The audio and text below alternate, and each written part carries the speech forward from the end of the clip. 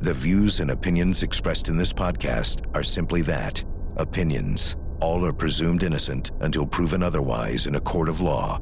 Sensitive topics are discussed. Discretion is advised. Hi, I'm Vinnie Politan, and on this week's Court TV podcast, we have an audio edition of our original series, Someone They Knew with Tamron Hall. This episode examines the 1994 murder of Vicki Beckham, who was found dead in her car, left in a ditch on a deserted stretch of road in South Carolina. Investigators would soon uncover that Vicki, the daughter of a state senator, and her husband, the son of a bishop, were in the middle of a divorce. Two powerful families were swept into the drama that played out inside a South Carolina courtroom. This episode is titled The Bishop's Son. This is the Court TV podcast.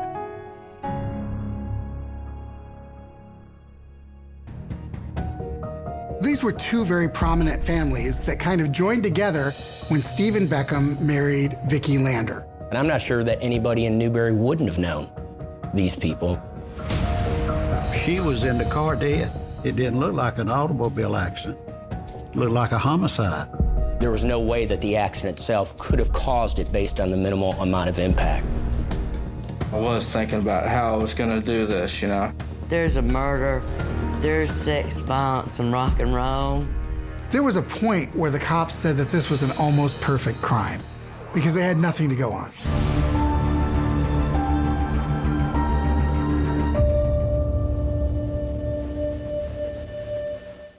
The town of Newberry, South Carolina, is reminiscent of the fictional locations found in William Faulkner's stories. With a mix of Gothic, Victorian, and antebellum styles of architecture, it is unmistakably Southern, seemingly locked in a bygone era. It was in this town that two of the state's most prominent families lived, bound together by matrimony.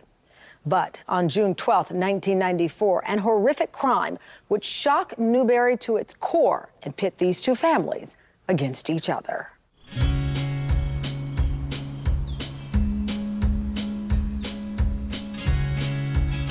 I would say Newberry is your typical Southern town. It is rural South Carolina. It's gotten a little bit more urban as time has gone on, but some of the southern towns don't have the industry that other southern towns do.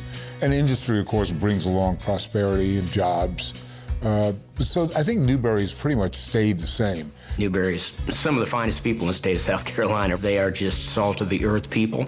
There's no pretense in Newberry County. And there's a mixture of Old South and New South. So in Newberry, South Carolina, there were these two very prominent families that kind of joined together when Stephen Beckham married Vicki Lander. Mr. Beckham was the bishop, father of Stephen Beckham. He had quite a congregation. Mr. Lander, Vicki's daddy, had been elected the state senator and had also been the comptroller general of South Carolina. So he was very well known. I'm not sure that anybody in Newberry wouldn't have known these people. Fantastic people on both sides. Senator James Lander on the one side, Vicki, his daughter. So what we were seeing was two prominent families joined together. Stephen Beckham's father was an Episcopal bishop. And he was very popular. Stephen really did not get into a lot of trouble at all. He went to school, he raised a family, married the town sweetheart. What I knew about him was that he had some sort of cellular business that had made him some sort of money. Vicki, she had a job in a local industry there in Newberry. Vicki, wonderful person. She was, of course, the mother of three. She was a hard worker. Outside the home, she's volunteering at church. She'll go to rummage sales and set things up. She'll have bake sales. She'll do all these things that is a productive member of the community. You're looking at what looks like a storybook type of thing, like a happily ever after situation happening. On June 12, 1994, Vicki picked up the kids at school and dropped them off, and then Vicki drove off. And that was the last time that anybody really saw Vicki. Vicki Lander was found the next morning. Well, some folks had seen Vicki's vehicle in a ditch on Little Mountain Road and reported it to law enforcement. Well, she was in the car dead. What initially happened was when the body was found, Vicki's body, on the side of the road, she was slumped over in the driver's seat of the vehicle. Clearly, this is a very small ditch, by the way, and they knew fairly quickly that it was from a cervical fracture and just caused her death. There was no way that the accident itself could have caused it based on the minimal amount of impact. And there weren't really any clues as to who had done this and how. You know, when you're in a small town, everybody feels like these horrible crimes happen, but they don't happen in your town. Everybody either knows the victim or they know somebody who knew the victim. So it feels very personal to everybody in the town. The people in town were shocked. They were bumfuzzled. It did not seem real. So they really had to figure out, how is he connected? He folded, he rolled, he knocked him out. Vicki Beckham had what seemed to be a storybook life, the daughter of a prominent politician who shared 3 beautiful children with her high school sweetheart, the son of the Episcopal bishop. When she was murdered, the people of Newberry were shocked beyond belief. But soon, that shock gave way to suspicion about who could have possibly wanted her dead and why.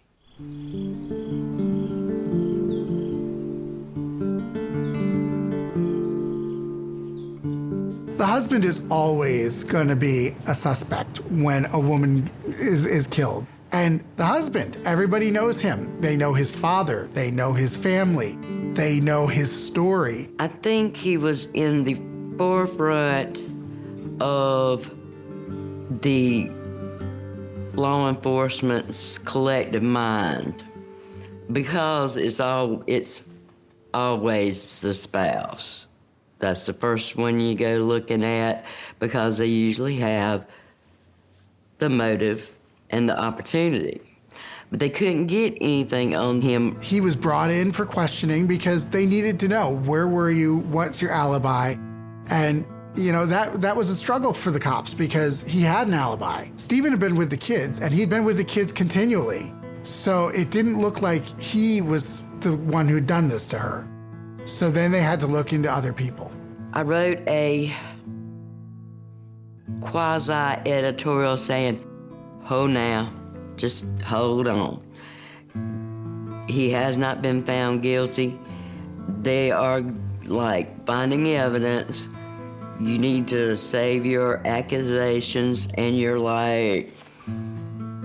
anger until they have more. There was a point where the cops said that this was an almost perfect crime because they had nothing to go on. So there's not a lot that they could do until they could figure out who did this. As I recall, the investigation went on pretty much a year. Well, Newberry County Sheriff's Department and then SLED, which is the state law enforcement division, were very involved.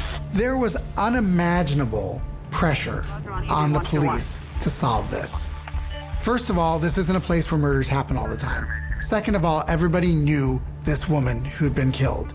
And she was this wonderful lady who everybody loved. And she's from an influential family. Her father is a state senator. So the spotlight was turned on the police, and they had nothing to go on. So they had to go to plan B, C, D, E, which included things like hypnosis. The day before the discovery, various people had driven up that road on Little Mountain. And eventually, these people were able to describe the vehicle involved, which I believe was a Grand Prix, a very old, unusual vehicle. They were put under hypnosis, and they were able to identify 2 or 3 of the numbers or letters on the license plate. And now these Grand Prix, there was only 20 or 30 in the state of South Carolina registered. And they were able to locate the Grand Prix in Myrtle Beach. The Grand Prix was registered to the owner of Smuggler's Strip Bar. who said, "That is my car, but I had given it to a bouncer at Smuggler's, Richard Anderson, over 2-3 weeks to use." SLED went to Richard Anderson's home and confronted him. Richard apparently said to the SLED officers, "Give me a second, I'll be right back." He closed the door and he ran out the back door.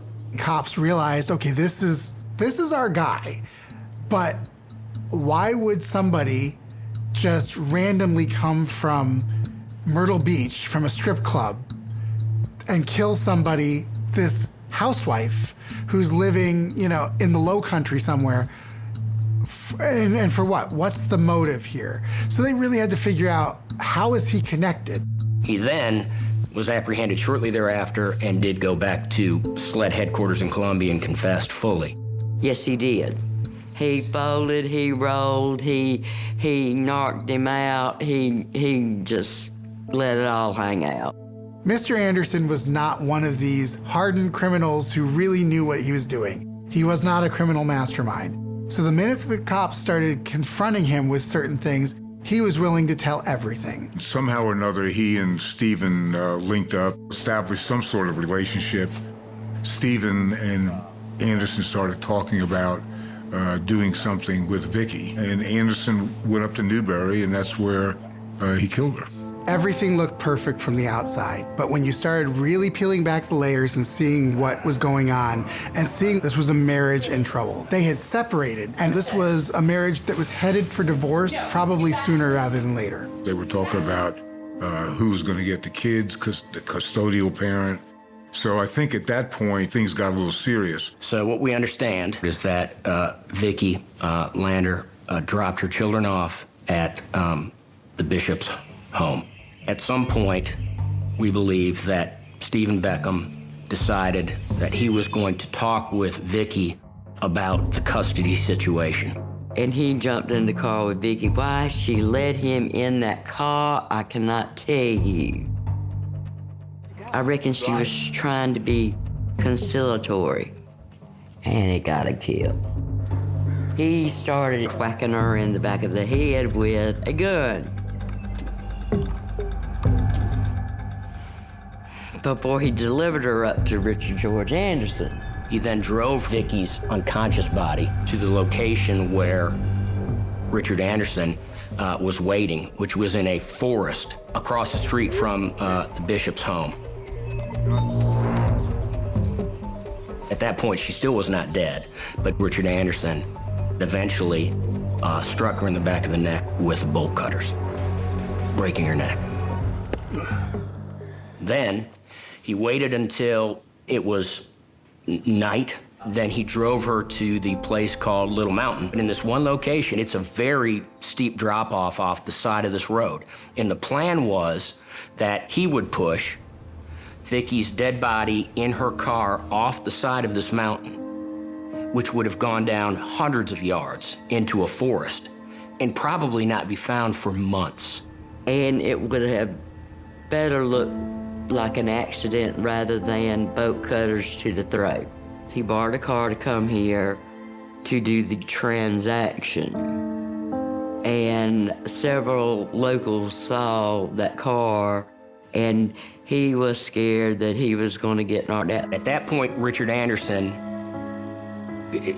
just freaked, so to speak. That's how the car ended up on the wrong side of the road, and they found her instead of the other side, which contained a large gorge. And at that point, Richard Anderson got in his car and left. And the car of Vicki Lander was in the ditch on the side of the road. And they realized there was no way that this death was the result of a car accident. His story, combined with all the connections that Stephen Beckham had to Myrtle Beach, and the fact that we had phone records that showed he'd actually had direct contact with Richard Anderson, plus ATM records where he was at Smuggler's, made it very clear it was unmistakable that those two had a connection.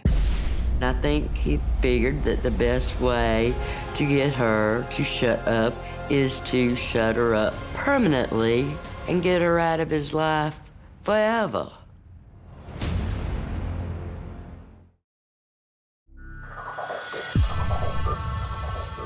Thanks to the dogged efforts of law enforcement and their utilization of unconventional investigative techniques like hypnosis, they were able to locate and arrest Richard George Anderson for the murder of Vicki Beckham. Sensing that his options were limited, Anderson immediately flipped, laying out the entire sordid tale of how and why Stephen Beckham hired him to kill his wife.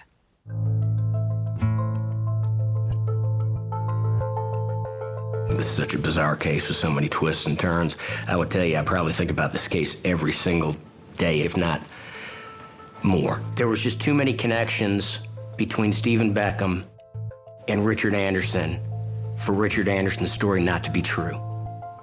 And on top of that, of course, he's pled guilty to something that only he confessed to. And that's why the story made so much sense all along. In Newberry, Stephen is this upstanding dad. But you drive to Myrtle Beach and you'll see Stephen at the strip clubs. You'll see him at these seedy places. He's the type of guy who lives one life at home, but the minute he goes away, he just gives into any desires that he's got. At the time that the murders happened, the evidence showed that he basically had a double life. He seemed to be a caring husband and father while in Newberry, but he was in Myrtle Beach constantly, not just occasionally, but constantly. He would be at strip clubs, play video poker, and was using drugs at the time. He would go and play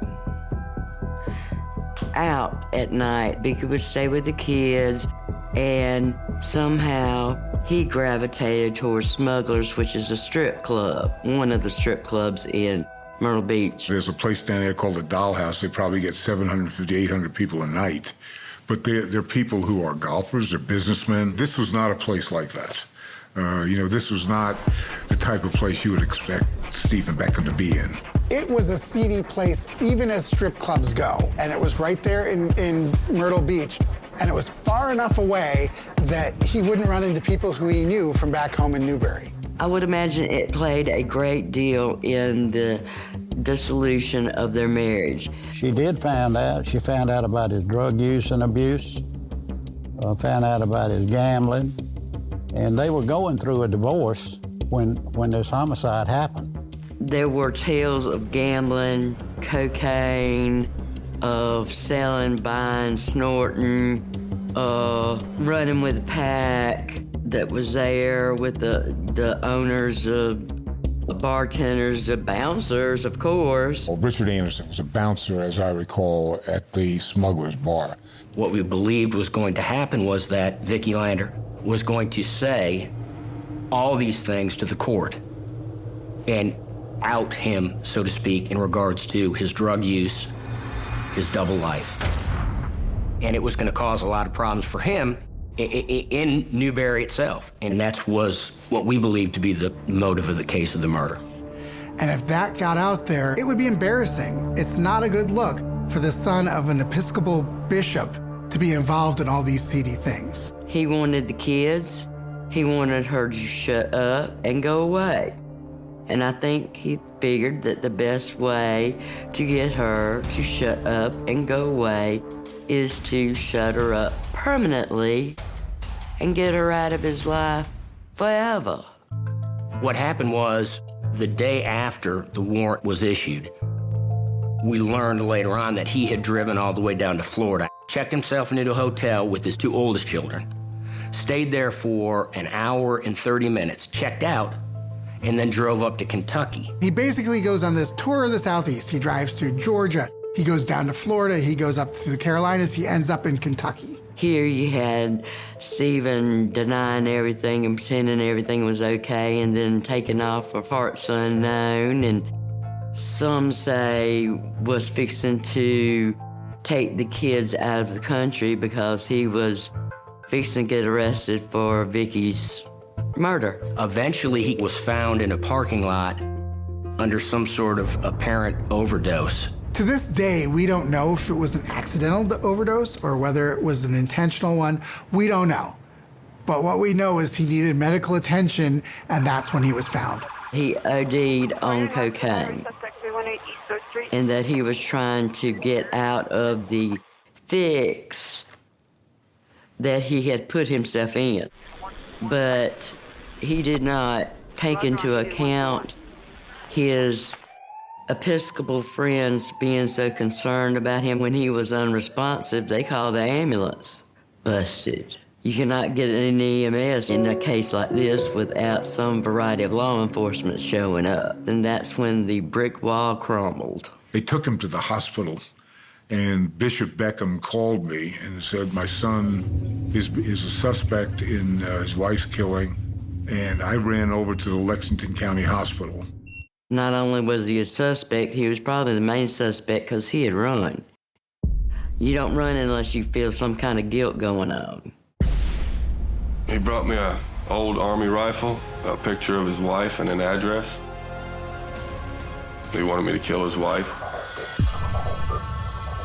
After a year-long investigation and a multi-state manhunt, Stephen Beckham was finally brought to justice. The small town of Newberry, South Carolina, had never seen a case like this in which two of the state's most prominent families were on opposite sides of the law. A jury will now have to make sense of a convoluted murder plot and Beckham's double life in Myrtle Beach.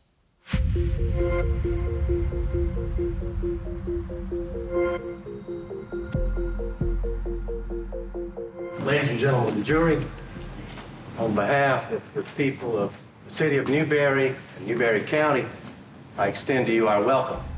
Oh, you got two, semi-public families. There's a murder, there's sex, violence, and rock and roll.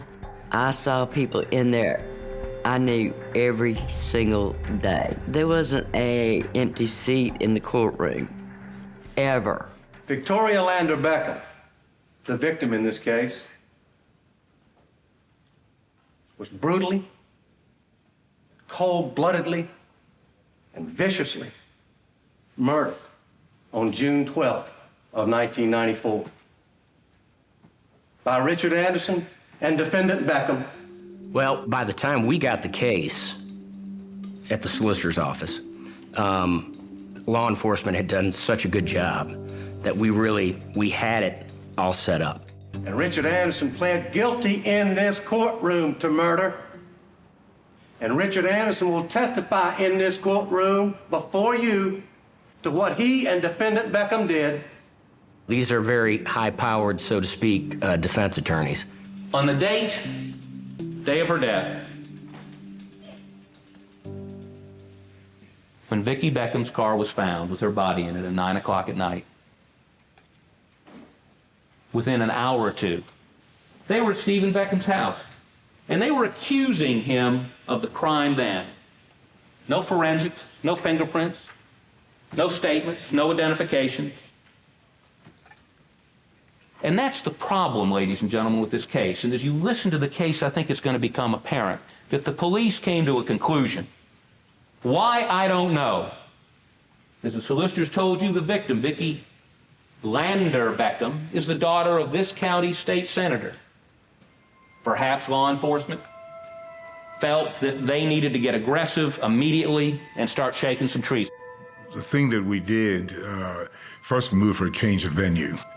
And they granted a change of venue, and they brought in to Newberry a jury from Walhalla. They just bring the jury in, and they stayed in Newberry for the couple of weeks that we were in trial. I do know this, that throughout this process, and you will see, the entire focus of the one-year-long investigation in this case was to find some evidence to link Stephen Beckham to this crime. They couldn't say, oh, this marriage is wonderful. They couldn't say this is a choir boy, because no, he's not a choir boy. If you take Stephen Beckham out of the story and out of the case, how do you tie the bouncer at the strip club that he goes to Stephen Beckham's wife? You can't. He has to be involved for this to make any sort of linear sense. Do you recall having a conversation with defendant Beckham during late March, early April of 1994? Yes, sir. And what was that conversation about? Something to the effect he was referring about Slick Rick. Did you know Slick Rick? Yes, sir, to the establishment. Why did he mention Slick Rick's name to you? What was the conversation about? He had asked me if I had seen him, and I saw him about 2 days prior, and I notified him of that. And he asked me the next time I see him for Slick Rick to get in touch with Steve Beckham. So Defendant Beckham asked you to tell Slick Rick to get in touch with him? Yes, sir. I think that he was trying to get other people besides Anderson to kill his wife. When you were living and working down there, did you have a nickname? Slick Rick? During that period of time, would you ever go to Smuggler's Bar? Yes, sir. Do you recall meeting Defendant Beckham during April of '94? Yes, sir. What conversation, if any, did you have with Defendant Beckham when he came by where you lived in the mobile home park? It was to clear the money that I owed him, plus make some more money. He wanted me to kill his wife. Did he bring anything with him? Yes, sir. He brought me an old Army rifle, a picture of his wife, and an address. Did he give you any instructions about what to do with the gun and what to do with the address? We talked a little bit about it, and about what I remember, there was a long driveway with lots of woods, and he would not be in town this weekend. She would be alone. It would be a good opportunity this weekend. To do what? To kill his wife.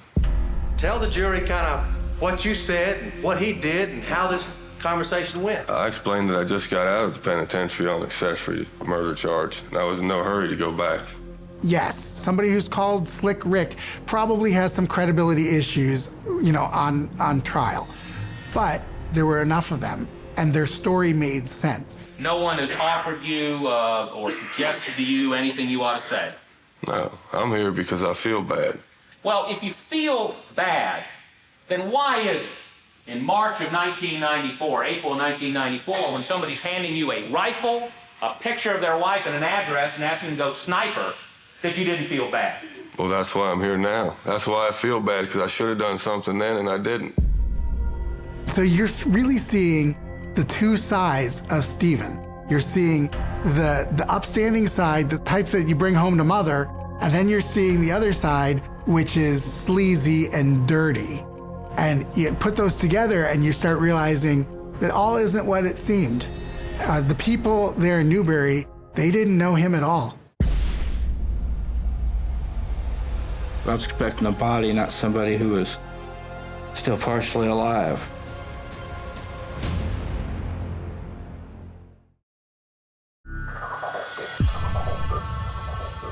The jury has now learned that Stephen Beckham was a regular at the seedy strip club known as Smuggler's Lounge in Myrtle Beach. It was there that he tried to recruit one of its patrons, a man by the name of Slick Rick Mitchell, to kill his wife, Vicki. It was after Mitchell declined the offer that Beckham set his sights on the club's bouncer, Richard George Anderson. Beckham offered Anderson $5,000 to kill the mother of his children, thereby setting Vicki's demise in motion.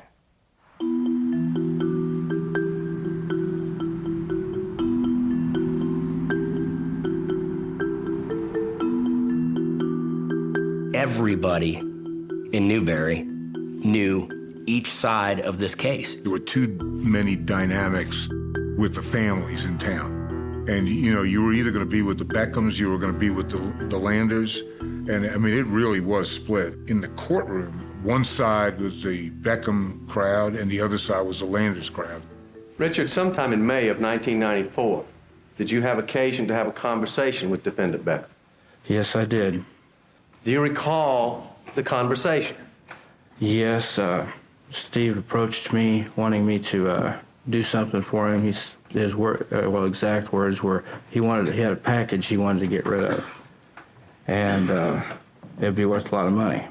So Richard Anderson was a bouncer at Smuggler's and had been working there throughout the time that Stephen Beckham would go to the strip bar.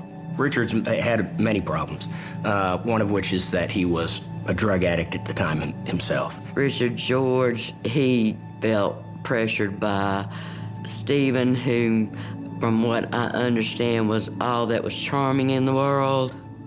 When you had the conversation with Defendant Beckham in May of 1994 about getting rid of a package, what was your end of the conversation? What was said and what was done at that time? Well, he came in and had asked me about it, and I pretty much put him off, told him that I wasn't sure, and he approached me about it a few times. I asked some people around the club, if I could trust him, just what kind of a person he was, I guess, as far as any kind of business went. And after doing so, I finally agreed to help him out. He was offering $5,000 for a package. At first, he didn't understand what package was. He soon found out. So he was explaining to me then pretty much what he wanted me to do and why. And at this time, he also told me that the package was a body in a car that he wanted me to get rid of. Tell the jury what details were explained to you at that point in time. Well, he started telling me, I guess his troubles, you could say, that he was going through a divorce, and that the body that he was going to be bringing me wasn't going to be some guy, it was going to be his wife. To get somebody to do this type of thing, you're not going to be able to go and find somebody at church. He told me that he wanted this to look like an accident, and that's why he was, going through all the trouble of me pushing the car over the side of the hill and everything. Actually, the mountain is pretty steep. And he wanted me to break the neck of the body and bust out the windshield over the wheel to make it look like that's how it happened. And what happened next? As I walked up, I saw Stephen Beckham moving around in the car. As I got closer, I could tell that it was him. He had a pink towel that he was wiping down the dash and the door area, and he motioned me to the back of the car on the passenger side. I saw what I know now is I saw his wife's body. She was covered with blood. He said that he was presented with this bloody body, but then he found out that this body wasn't dead. She was still alive. He went through it once again. He said, "Look, just wait till dark. You know what you have to do." And he left. I reached in and to pull the body over.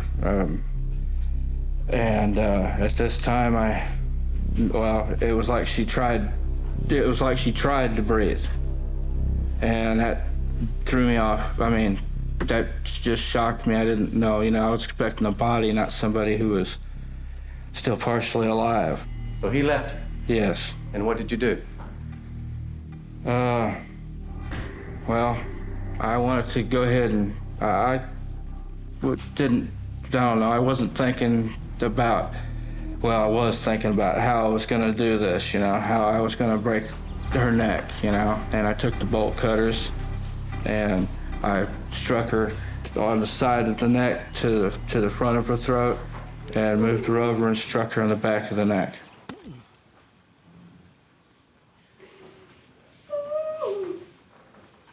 All right, Madam Foreman, ladies and gentlemen, let me let you take a short break.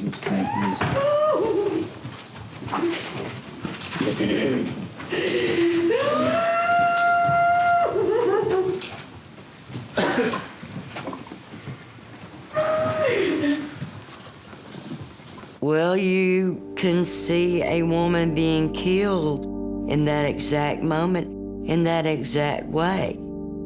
It was very surreal. They didn't want to cause particular overt emotions or, grief, although they couldn't stop all of it. They couldn't stop all of it. You had people on both sides of the aisle crying, wiping with tissues. People that didn't even know them were crying with tissues in their hand. Did you tell them that you wanted immunity? Yes. Did you ask to see to someone at the Attorney General's office? Yes. Have you ever worked for the police before? No. Why would you ask to go see the Attorney General of South Carolina? How would you know to do that? I was told that he was one of the only people that could give you immunity. Richard was very intelligent, but he was very stupid. I guess you can be intelligently stupid. And that's kind of what Richard was. Do you now have the promise of a 20-year life sentence from the state of South Carolina, even though you are the killer? My plea agreement reads that I have a 20-year life sentence if I cooperate and testify truthfully and stand up for what I did, unlike Mr. Beckham is doing. He was given a plea deal, and that is he pled to murder, which, without pursuing the death penalty, it ended up at the time to be a 20-year sentence. And at the time, we were pursuing the death penalty over what we would believe to be the puppeteer, if you will, Stephen Beckham. And I submit to you, she was murdered because he can't stand not to be in control. Upon hearing the testimony from colorful characters like Richard George Anderson and Slick Rick Mitchell, the jury will have to decide who to believe. On one end is the narrative laid out by a couple of dubious witnesses with shady backgrounds. On the other is the pristine reputation of the bishop's son. What hangs in the balance for Stephen Beckham is his freedom or a potential trip to death row.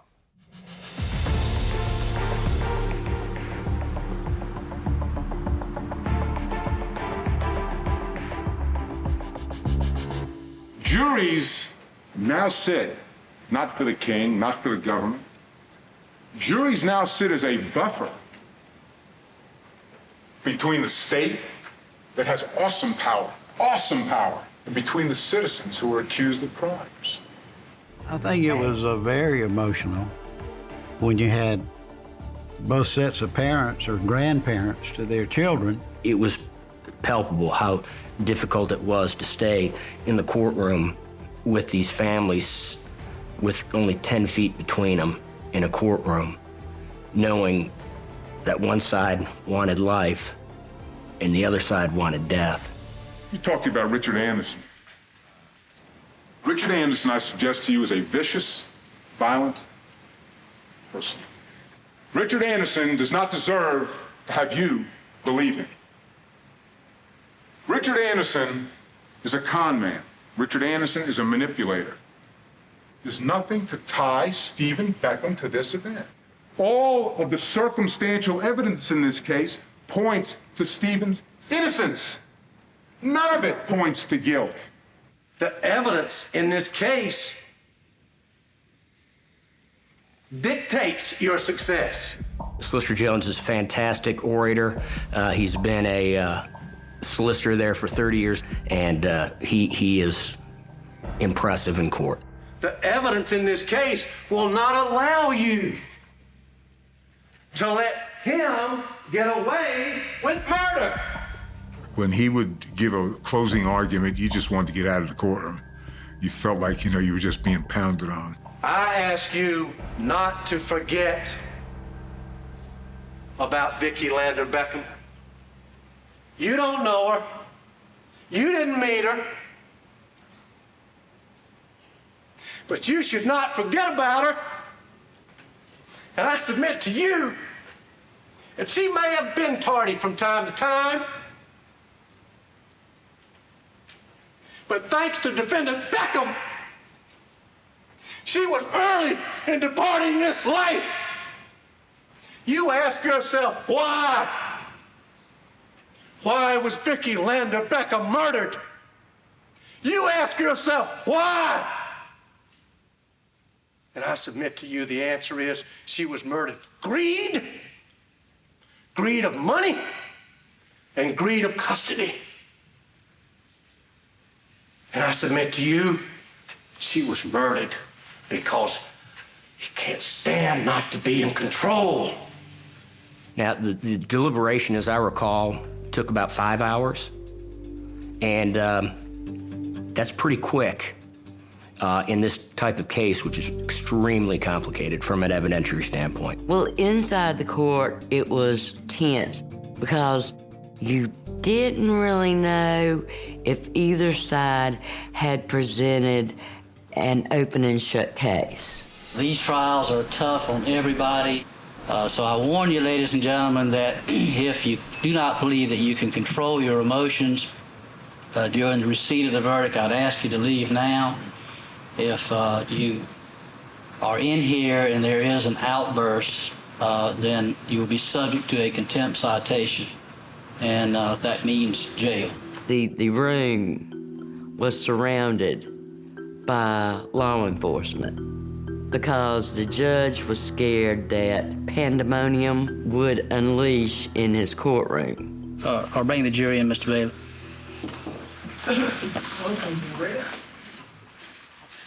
All right, Madam Foreman, has the jury reached a unanimous verdict as to each of the 3 counts in the indictment? We have, Your All right, would you hand it to the bailiff, please, ma'am?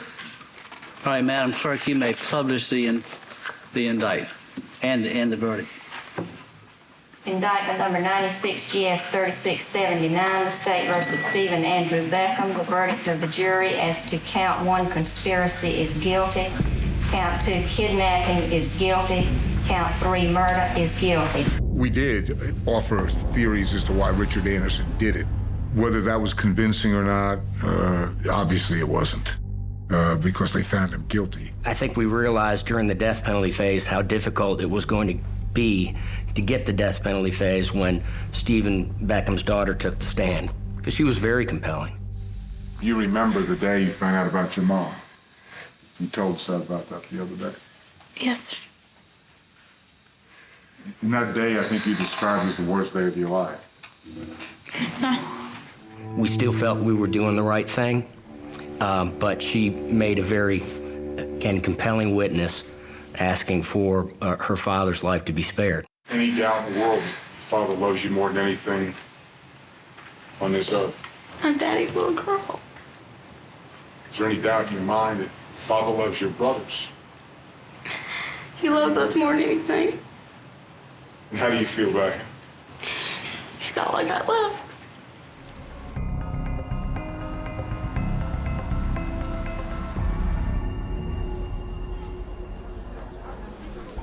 We, the jury, in the above entitled case, having found beyond a reasonable doubt the existence of a statutory aggravating circumstance as indicated in Part 1B, unanimously fixed the punishment of the defendant, Stephen A. Beckham, as A, imprisonment in the state penitentiary for the balance of his natural life. He relied on his children. He didn't care about his children, using them like he used them that day when he left with Vicki, knowing what he was going to do. Now in South Carolina now, it's life means life, but at the time it did not. Stephen Beckham, at the time, he actually gets 30 years. Solicitor Jones felt that it was a measure of justice. Maybe not all the way, but it was a measure of justice. But they were both ideal families. That's what was the big tragedy there. The 2 probably most significant, ideal, powerful families in town were at each other. And they never really talked again. They wanted to make Vicki sound like she wasn't an angel, and nobody is in situations like this. Nobody's an angel. But there's good, there's better, and then there's sheer evil. After narrowly escaping a death sentence, Stephen Beckham is currently serving out his life sentence in the Tiger River Correctional Institution. His projected parole is July 2025. And despite the fact that he cut a plea deal with the prosecution, Richard George Anderson is still behind bars in Kershaw Correctional Institution. His projected parole is February 2024. I'm Tamron Hall. Thanks for watching Someone They Knew. There you have it, another deep dive into a truly fascinating case. If you want to see more episodes of Someone They Knew with Tamron Hall, they're available to stream for free on our website. Just check the show notes for a link. And you can see me every weeknight at 8 p.m. Eastern on Closing Arguments and on Court TV's all-new original true crime series, Accomplice to Murder, with new episodes premiering every Sunday night at 8 p.m. Eastern. Thank you so much for downloading. And as always, please don't forget to hug the kids. This podcast is a production of Court TV. Go to CourtTV.com for more content, trials on demand, and to find out how to watch Court TV in your area.